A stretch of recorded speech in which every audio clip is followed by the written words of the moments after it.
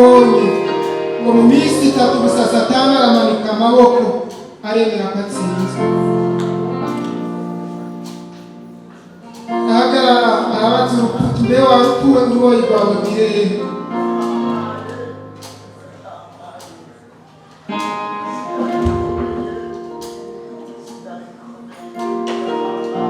Byagutera ubwoba Yesu yarabinesheje. Ibyatuma utinya Yesu yarabinesheje. Ashoboye byose. Arabereye icyubahiro n'umugoroba. Arabereye gukomerwa amashyi.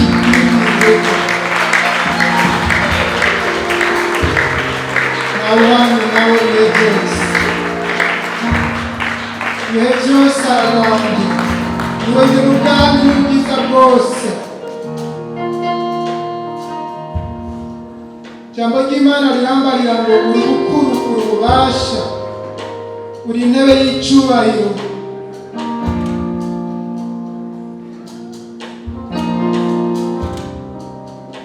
Byose bimukoraniyeko, ariko ibyo nyene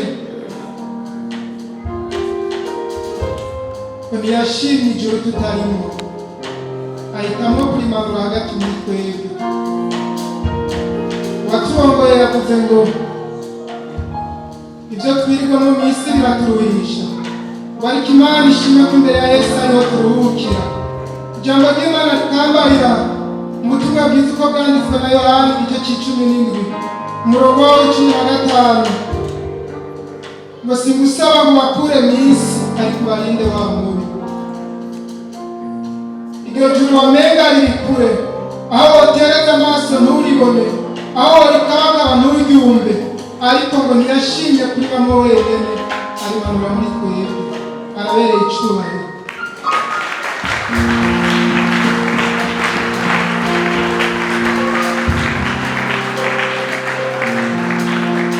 Ndashoboka ko ubwiza bwaryo bubana natwe, kandi ndabishingira nawe n'umugoroba uri kumwe nawe. Abemezanya nanjye mumfashe kuvugiriza impundu Uhoraho, mubwire icyo warakoze. Merci kuzaba kimurwego. Warakoze. Merci kuzaba kimurwego. Merci kwemera kuza kubana n'abantu nawe. Merci kwemera kugendana n'abantu nawe. Merci kwemera gufata icyubahiro cyawe ukacyubahiriza hagati muri twebwe. Turaguhaye icyubahiro, turagukorera amashishiro, turaheza igitsina ryawe, kandi muri amashyiga byose tugarukeko. Turaheza kuramo amashikane n'amashikane, akubera umwami kumwogera neza. Ikirenze kuri ibyo mwami, imitima yacu igushime kandi kukugira neza kwawe. Icyubahiro ubasha n'inganji bikomeze kuzawe, ku izina ryawe gisenge twizeye. Amen. Imana ishimwe. Imana ishimwe kandi umva twongeye gushimira Imana iduteye iteka n'umugoroba ryo kuba mu ngoro yayo, kandi numva ndagukeje. Dukomere Imana amashyi.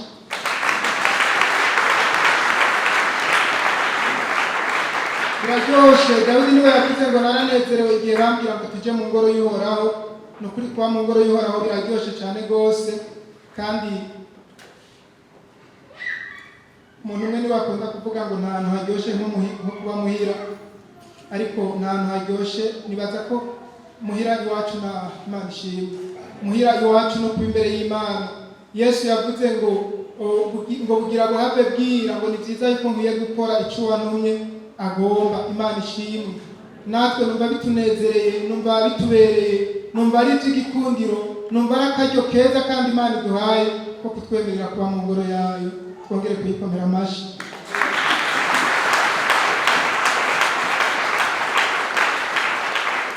Nibaza ko nubwo twoca dutaha tukagarukiriza aho tugeze, umutima wanjye uremezanya by'ukuri ko Imana iri kumwe natwe. Imana ishimwe. Kandi ku bwiza bw'Imana buri hano hantu. Uko twatanguye sike nibaza ko atari ko bikimeze, siko bikimeze. Hariho ibyo Imana imaze gukora mu mitima yacu, hari aho tumaze kuva. Ubu rero kumbura umuntu ashobora kuba yirigwanye, sibwo tugifise. Imana ishimwe. Undi nawe arimba ngo ku birenge byawe niho natariwe amarira nawe Mariya tuzana imbere y'Imana siyo dutahana, uko tuza twumva umenga turarushe. Nama nkunda kubwira abantu kugira ngo numva bitankundiye kuko numva ndushe cyane rwose ndatashe kuruhuka. Igitanda ntikiruhura, kuja muri siporo ntibiruhura. Hariho n'igihe uja muri siporo ahubwo ukavanayo uburuhe burengeye ubwo wajyanyeyo. Imana ishimwe ko yadukijije byinshi. Umuntu yo kubaza ko ari byo biruhura, si byo biruhura, ariko kuba imbere y'Imana, kuba imbere y'Imana.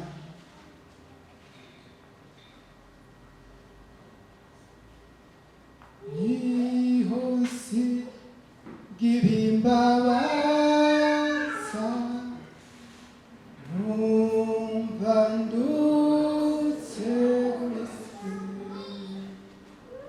iyo ndamwicaye imbere nibuka ibyo yakoze by'urukundo rwiwe rwinshi rwanyirije umutima mwami. Iyo ndamwicaye imbere nkunda kumuganira Yesu nawe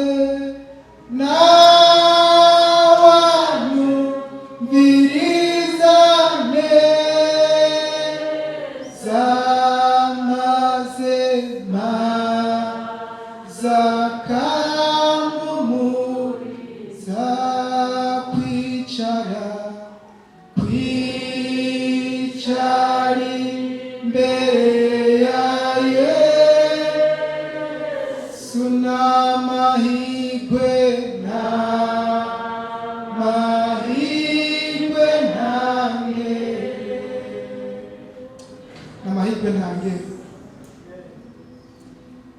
ntangere mwawe.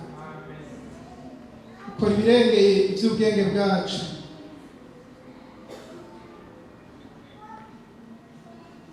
Biradusiga kubivugisha amajambo asanzwe, nta n'ururimi dufise twobivugamo kugira ngo bitahure, ariko imitima yacu irabikubwiye. Para amahirwe ntangere. Nuno mugoroba ndongeye kugusaba ndakwinginga kugira ngo ivyo tuma duhora tuzi imbere yawe ubiduhe bikwiriye, kandi umwete wo guhorana nawe no kubana nawe ku munsi ku munsi muri twebwe ukomeze kugwira. Turasengeye umwanya mwiza w'ijambo ryawe tugiye kwinjiramo, tubere umuco tumurikira mu ijambo ryawe, uduhe gutahura kurushirije kugira ngo tumenye ibikwiye n'ibibereye mu gihe gikwiye kandi kibereye imitima yacu. Mu izina rya Yesu Kristo, amen. Imana ishimwe. Umwanya muto dusigaranye tugiye gusangira ijambo ry'Imana. Nahaye umutwe w'amajambo uvuga ngo gushira ibyizigiro muri Kristo. Gushira ibyizigiro muri Kristo. Kugira ibyizigiro byubakiye muri Kristo. Umbarize uwo mwegeranye uti ibyizigiro byawe byubakiye hehe?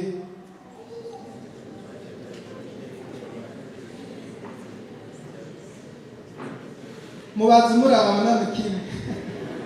Amabuye agutera kandi nizigero kiye kutashura nibyo ati ibyizigiro byawe byubakiye hehe? Yakwishuye nawe guhindukirira kubaza, nawe mumbarize uti mbega aho ibyizigiro byawe byubakiye hehe? Inyishu ninde? Muri Kristo Yesu. Imana ishimwe. Numva uno mugoroba ndagufitiye ijambo rivuga ngo gushira ibyizigiro byawe muri Kristo. Ngo muri ndavuga ngo ibindi byose n'uruhero, ahandi hose wohubaka bikanka gufata, ahandi hose wogerageza bikanka. Kantike y'ijana na 23 iratubwira ngo kera narondera umunezero nitse umutima mperuye, ngo nariko ndarengana umukiza antegesha urukundo rwiwe. Hari ahantu agera akaririmba akavuga ngo nagejeje kumwa ku migezi y'umunezero w'isi. Abagerageje haleluya, abagerageje haleluya. Imana ishimwe ko twasanze muri Kristo honyene niho dushobora kubaka bikubakika. Imana ishimwe niho dushobora gushinga ibyizigiro byacu tukumva atahandi kumbuhagijwe kavuga tumuprema. Bibiri ivuga ngo nuko rero mushinga imizi muri Kristo mwubakire muri we, ari byo byizigiro bidatetereza. Imana ishimwe uwo ntatetereza wamwizigiye n'igihe byashitse ugasanga byagenze kutatyifuza, wo bisuzuma neza uzosanga niwe utarahagaze aho wategerezwa guhagarara, niwe watakaje position yiwawe. Ariko Bibiri ivuga ngo nta gacu ko guhinduka kigera kamugaragara igihe na kimwe. Imana ishimwe kuko yarareje no munsi ni kwari yamara umwizigirwa kandi ahora ari umwizigirwa no gushitsa ibihe bidashira. Imana ishimwe biraryoshe kubakira muri uwe, biraryoshe gushingira muri we, biraryoshe kugendana n'umuntu atazogusiga mu nzira, atazogera ahantu akubarira ngo burya hajya nanjye hari ahongera bikanga. Imana ishimwe agakuru k'umwana umwe yakunda kugendana na se, ari umwana w'umuhungu. Hanyuma bahura n'imodoka akabaza se ati papa ijya modoka uzoyingurira? Tego nzoyikugurira. Bahura n'iyindi akavuga ati papa iriya modoka ni iwawe? Ego ni iwanje. Imana ishimwe umwana amaze gukura hanyuma yongera kubaza se papa ya modoka wanyemerera kuzoyingurira kutarayingurira? Ya yindi wambwira ngo ni iwawe none ko ntarabona itahana no musi wari isarabura ikibazo ashobora kwishura. Ariko nagomba kubwira no mugoroba icyo Yesu akwemerera gishitse, icyo akubwiye ko azogikora aragikora. Oya nakenera umufasha, nakenera abandi ndakwitura terera gihome n'ibintu mugasimba uko bizogeye. Ndagusabye ufashe kugira ngo simaramara imbere y'ujya muntu. Ibyo akwemerera no bishitse, ibyo akubwiye arabikora. Imana ishimwe biraryoshe kubakira muri uwe, biraryoshe gushinga imizi muri we. Reka dusangire amajambo y'Imana adufasha. Zaburi ya 40 umurongo wa mbere gushika ku wa 4. Zaburi ya 40 umurongo wa mbere gushika ku wa 4.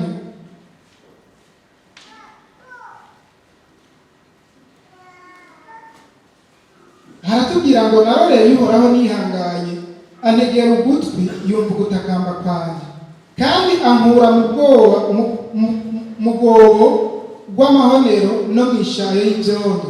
Ashira ibirenge byanjye ku rutare, ashigikira intambuko zanjye, kandi yashyize indirimbo sha mu kanwa kanjye, niyo shimwe ry'Imana yacu. Benshi bazobiraba batinye bizigire Uhoraho. Umurongo wa 4 hahirwa umuntu ashira ibyizigiro byiwe kuhoraho, kandi ntahindukirire abibone cyangwa abizimagiriza mu binyoma.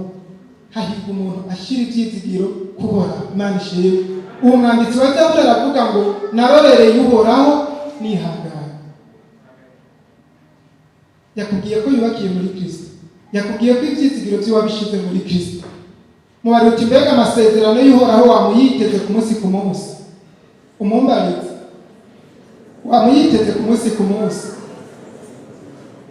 Nawe wogera hano ukaririmba nka wa muririmbyi, namenye ko ngose n'igicu cy'ingabo nishize ikomeye, ntabwo bashize habe na gato, Yesu mbereye maso. Mpura na byinshi bimbuza gukora ubushake bwawe, ubushake bwawe. Ngambirira buri munsi gukora ibyiza, ariko ibyo ngambiriye ntabwo ari ibyo nkora. Mu buzima bwanjye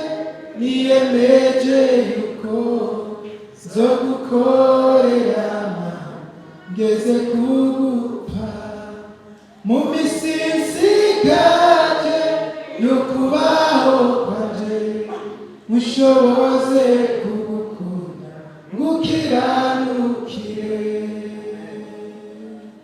Umwasi wanje ahorantera ngateshuka inzira zawe, nagambirira gukora ibyiza ibibi bikaza imbere.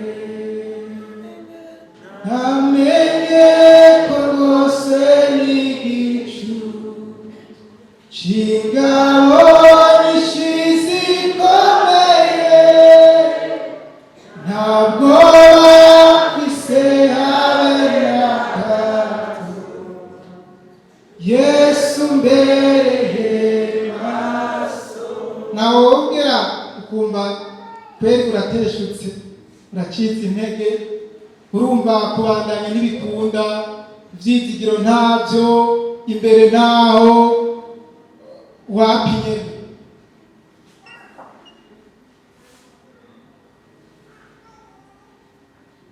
Ivyo mu buzima birashobora gushika, ariko nagomba ndakubwire ngo niwamara gushinga imizi muri Kristo uzobona ko ibidashoboka imbere y'Imana bishoboka. Ivyo ubona umenga ntibikunda imbere y'Imana bikunda. Uwundi muririmbyi navuze ngo nari naje kubatizwa nifitiye ibibazo byinshi, abantu baza gukizwa kubw'ibibazo. Nagomba ndakubwire ngo nubwo ukijijwe ibibazo ntibizobura kuza,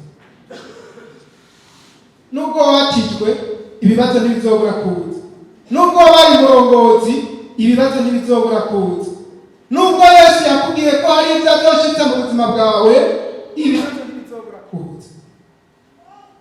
Ariko ntuteshuke, ntucike intege, nturambirwe. Muri Luka 18 umurongo wa 9 ngo abacira umugani wo guhora basenga ntibagirene ntibarambirwe. Ntukazi ko kurambirwa bishoboka, ntukazi ko gucika intege muri runo rugendo bishoboka, ariko nawe numva no kubwira ngo nturambirwe. Mesa de pas de la fondation, aho ivyizigiro vyawe biri, aho ushize ivyizigiro vyawe ni hehe?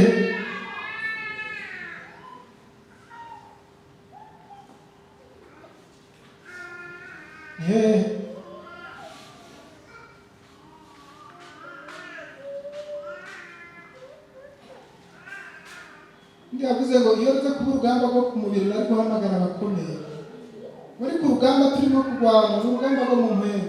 Je nasanze intambara zose burya ni inyampwemu, n'ukuri zose ni inyampwemu. Ufise ikibazo c'uruvyaro ni mu mpwemu, ufise ikibazo c'imibereho ni mu mpwemu, vyose bitorerwa inyishu mu mpwemu. Kuko birivuga ngo ugusenga gufatanije no gukenguruka bizokiza umurwayi. Imana ishimwe. Ahandi ijambo ry'Imana rikambarira ngo hamwe no gusenga niko kuzotuma ibintu bigirane bihinduka. Murongozi Claude niwe akunda kuvuga ngo icambere no kugirane gusenga, ikigira kabiri no kugirane gusenga, ikigira gatatu no kugirane gusenga. Mugabo ufa gusenga atakwizera ugira nabuze, nturambirwe. Ariko by'ukuri ivyizigiro vyawe bishingiye muri Kristo. Zaburi ya 51 umurongo wa 16 gushika kuri 17, naho imbere gatoya 51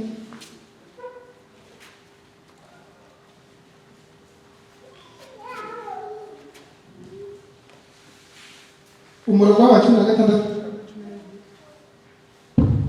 aravuga ngo nuko utanezererwa ibimazi mba mbigushikaniye, ntuhimbagwa n'ibimazi vyoshejwe. Umurongo w'10 ibimazi Imana ishikanirwa mu mutima umenetse, umutima umenetse ujanjaguwe mana ntuzokengera. Imana ishimwe. Nta kindi kimazi tworonka dushobora gushikanira Imana. Samarira samashikanwa sukwidodomba kuko ijambo ry'Imana riravuga muri Matayo igice cya 6 murongo wa 33 ngo mwitwararike ubwami bw'Imana no kugororoka, ibisigaye muzobihabwa nk'inyongera. Kuko hatangura havuga ngo mbega ninde muntu yoshobozwa n'amaganya yiwe kwisunza uko yareha nk'ukuboko kumwe. Iryo jambo naragiyumviriye sanga kweri ni ibintu bikomeye. Ukuboko kumwe ukisumbya nk'ukuboko kuwanje ukarenga kuri no rugezo rwaho ngera hama ukaduha ukundi kuboko kumwe kubera amaganya. Urazi uri kuraganya usaba ikintu udashoboye kwiha. Kera tukiri abana bavuga ngo murekanira abaroza amaso yimara intezi, niyaheza kurira aragira ane aranuma. Kuririra ikintu udashoboye kwiha ni ugutakaza umwanya, sibyo? Ariko Bibiliya itubwira ngo tuyikorere amaganya yacu yose kuko itubabara. Kandi ngo gusenga gufatanye kwinginga Imana ishimwe. Ndiko ndarondera iryo jambo, ukwinginga mu gusenga niko kuzotuma bikunda. Wesa Mariya mbega so mu ijuru ntazi uko ibyo byose mugirane mubikene, ariko arakeneye uwo mutima ujanjaguritse. Abakurondera barira ni benshi kubw'ibibazo biba bikuje, kandi nanje narumwera, ariko sinzanwe n'ibibazo, nzinduwe no kugushima, nzanwe no kuraba ubwiza bwawe, nje kukubwira ko ngukunda, we undutira byose, kuko kubana nawe ataco nobigereranya. Igihe kimwe Imana yasanze Salomo ariko arasenga, hanyuma iramugenderera iramubarira ngo Salomo, saba icyo ugomba cyose ndakiguha. Hari mu minsi mikeyi amaze kwimikwa akaba umwami w'Abisirayeli. Hanyuma arimbira ikintu kweri yosaba, arabwira Imana ati Mana jewe numva ndagusavye ubwenge no gutahura. Mana iravuga iti ndatangaye umuntu afise umutima nk'uwufise. Abandi mu gihe nk'iki baba bakeneye yuko abantu bose babatinya. Numva umenga wari gusaba icubahiro, ugasaba n'amafaranga, ugasaba n'ingabo nyinshi zo kukurindira umutekano, ariko noneho kusavye ubwenge no gutahura n'ivyo bindi naho utabisavye ndabiguha. Nagomba ndakubwire ngo mu guhishurirwa no mu kubana n'Imana ukagera ahantu utanga umutima, utanga ubuzima bwawe nk'ikimazi kizima ushobora gushikanira Imana, iramenya ivyo ukeneye. Nukuri irabimenya ivyo ukeneye. Hari ibintu utazorinda gusengera mu buzima, ahubwo kimwe kizokunda, ikindi gikunde, iki gikunde, n'ikindi gikunde, kubera iki warondeye presence de Dieu mu buzima bwawe, kubera warondeye Imana mu buzima bwawe, kubera warondeye kubana nayo, izomenya ivyo ukeneye. Yesu abahezagire cyane rwose. Imana ishimwe. Ndangirize kuri kano gakuru k'umukozi w'Imana umwe wo muri Leta Zunze Ubumwe za Amerika. Hari mu mwaka w'1996 yari umukozi w'Imana mu ishengero rininiya cyane rwose. Hanyuma igihe kimwe agenda kwa muganga, agiye kwa muganga bamubwira yuko afise indwara ya kanseri. Yumva nakaga umukozi w'Imana, mbega bizogenda gute?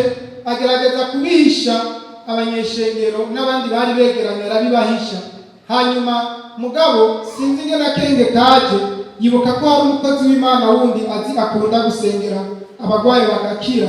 Aramutelefona arabimubwira, aramubarira ati nagomba ndagusabe uzoze igihe kimwe muri ino shengero ryacu habenga, uzoce uhamagara usengera abagwayi, hanyuma uzoce nawe usengera kuri kino kibazo cya kanseri. Ariko ndagusabye ntuzibituke, uzubigira ibanga.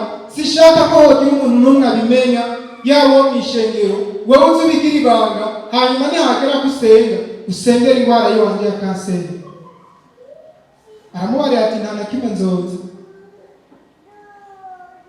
Hari abantu bakunda guhanga amaso abakozi b'Imana nkaho umenga gutabarwa kwabo kuzova kuri bo. Nagomba kugira ngo gutabarwa kwabo ni kuva ku muntu n'umwe, ariko gutabarwa kwawe kuva kuhoraho ijuru n'isi. Uwari ukwiye kwizera, uwari ukwiye guhanga amaso, uwari ukwiye gushyira kuri kizigiro. Araza umwanya wose yasenze, wewe ntiyigeze asenga.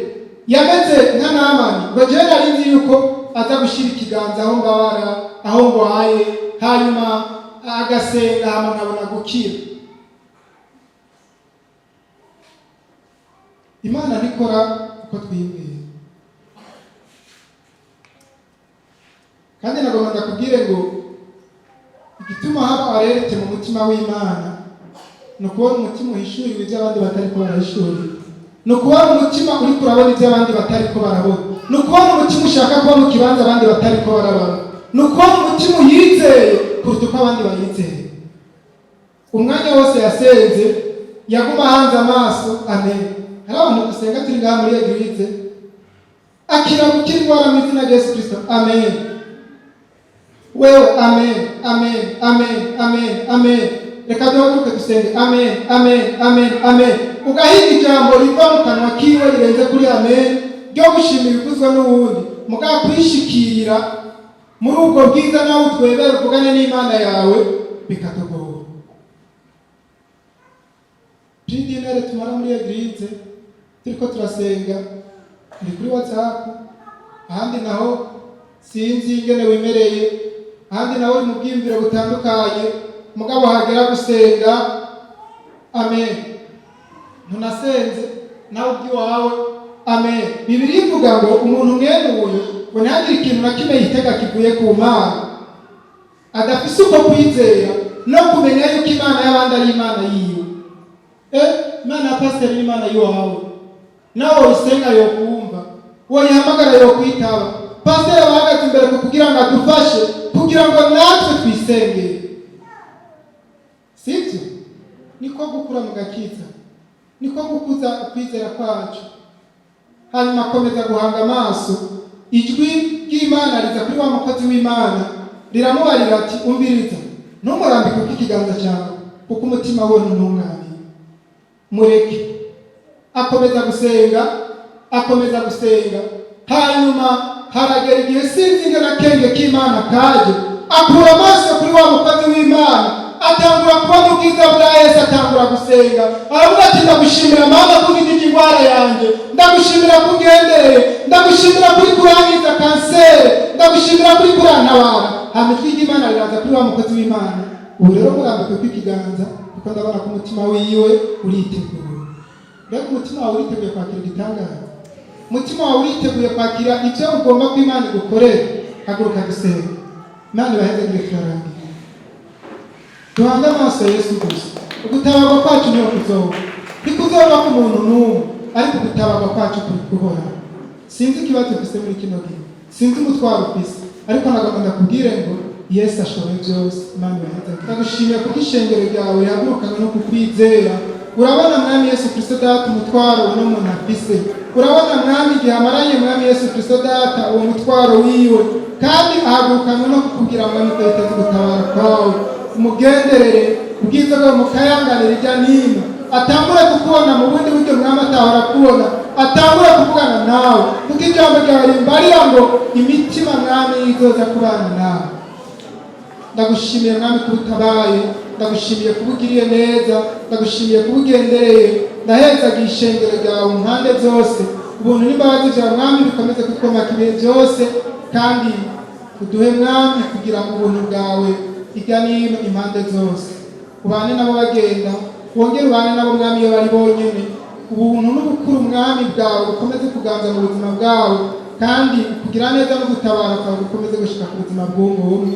mu izina ryawe Yesu Kristo data dusenze twizeye